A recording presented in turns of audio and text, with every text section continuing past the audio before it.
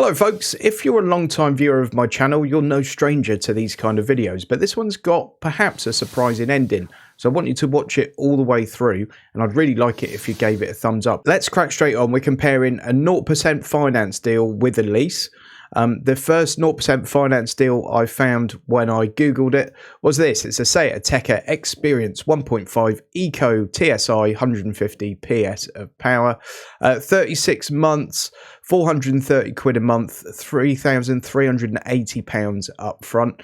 The retail cash price on that car is 32.5 grand, all bar the shouting. You've got an optional final payment of 14 grand if you want to keep the car. We're comparing that against this lease. It's 281 quid a month, 3,380 up front, which you'll see a match to that customer deposit on the Seat. And then we're looking at the 3-year value of one of these with about 30,000 miles on it. You can see you can buy one for 17,300. I've been on to We Buy Any Car. I've actually lost the window for that. I must have closed it. Anyway, that was like 14,600 that they'd actually give you for it. I'm allowing 16,300 in this calculation.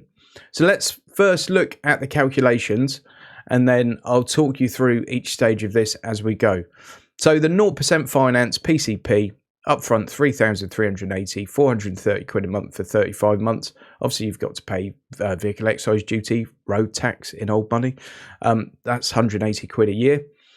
Total paid over 3 years is therefore just about 19 grand. You've got 14 grand if you want to keep the car at the end of it. And the 3-year-old value of the car is, we're saying 16,300. I think in the real world that's more like 15.5, but I always like to go with best case scenario in these videos rather than worst case scenario, basically in case people try and accuse me of putting things unfairly in favour of leasing, because everyone knows I'm generally a fan of leasing.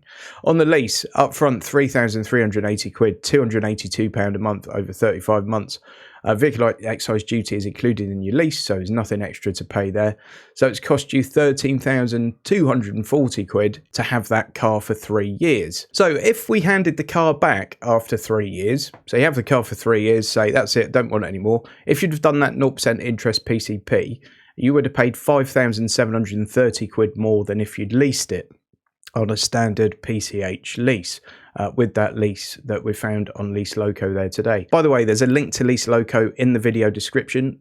Please click on that if you want to have a look at any lease deals for yourself. It does help support the channel. It's really important that people use that link if they want to do it. It really does help keep the lights on for me. And I've got 2 of them just here. Car purchased and then sold. So this is what most people would probably do if they wanted to get out of a PCP. They're essentially going to part exchange it against another car, or literally pay off the finance and sell the car. So we're saying you're going to get 16,300 quid for the car, which, don't forget, I think is really quite optimistic. All right. So let's say you've paid all this and you've kept the car and then you've sold it, or you've got someone to settle the finance for you. I think you're going to end up with a net spend of about 16.5 grand. That makes the difference 3.5 grand. So you still would have been 3.5 grand better off by leasing it rather than doing the 0% PCP. It doesn't end there though, folks. So people often ask me, why would I lease it when I can get 0% finance from somewhere else? Well, this is why. Usually that lease vehicle has been sourced with a massive discount in the first place. That's why it's such a good deal. That discount is then factored in. The lease company's charging you interest, all right, but they're getting the car much cheaper. So therefore, it's a cheaper price to you. 0% is often used as a bit of smoke and mirrors, I think, in my personal opinion. Even on that 0% that's currently been advertised on the Seat site, there's also like a 7-point-something% APR PCP deal. But on that one, you get like a 3.5 grand discount. Now, you still work out worse off than if you did the 0%, from what I can see.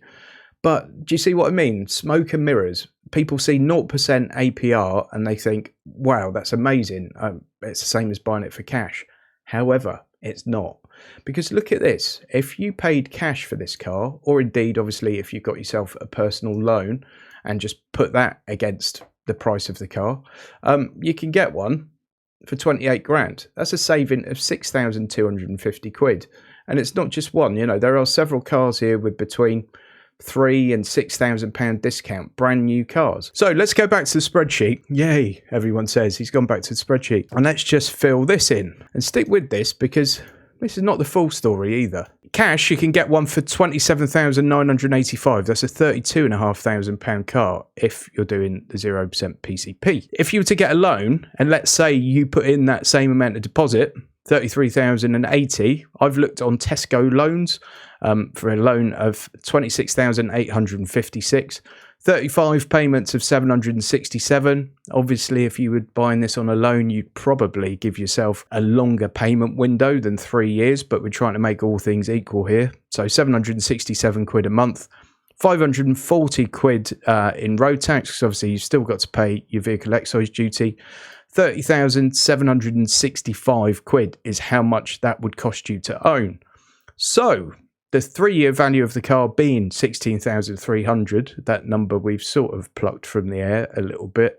That's 1,500 quid more than We Buy Any Car would give you. I think that's probably the sort of money you get for one on a private sale, or perhaps even around 16 grand if you use someone else to sell your car to, like Motorway or someone.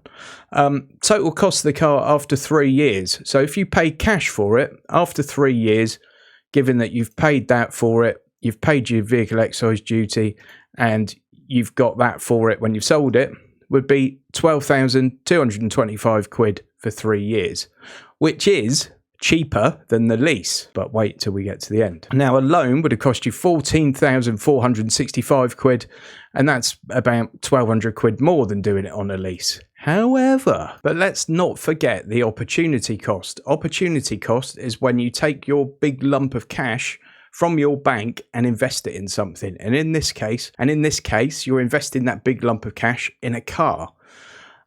What does that do? Well, £27,985 is not an insignificant amount of money.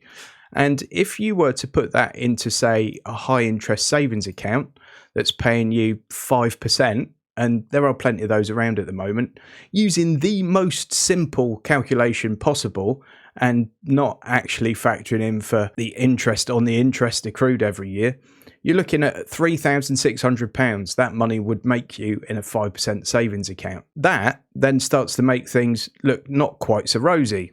So the total cost of that car, if you factor in the opportunity cost, what you've actually lost in interest, it means that 12,225 has actually cost you 14,342.